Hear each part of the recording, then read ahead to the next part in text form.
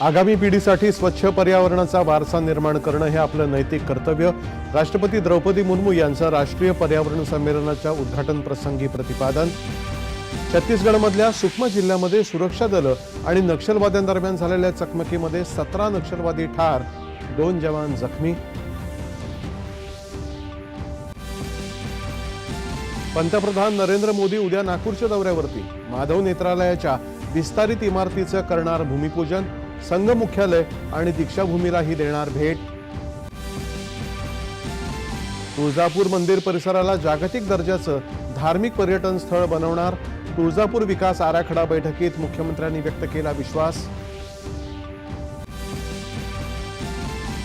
शासनासंदर्भात माध्यमांमध्ये आलेल्या बातम्यांची त्वरित दखल घेत समस्या आणि तक्रारी निवारणाला प्राधान्य देण्याविषयीचे परिपत्रक राज्य शासनानं केलं जारी.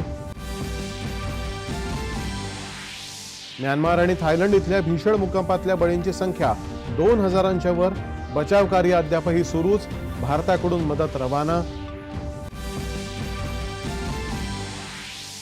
रमजानच्या पवित्र महिन्यानिमित्त संयुक्त अरब अमिरातीमध्ये अटकेत असलेल्या 500 भारतीय नागरिकांची सुटका.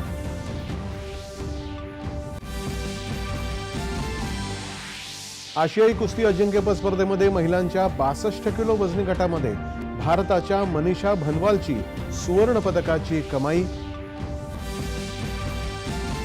आणि IPL क्रिकेट स्पर्धेत आज अहमदाबाद इथं मुंबई इंडियन्स आणि गुजरात टायटन्स या संघादरम्यान होणार लढत.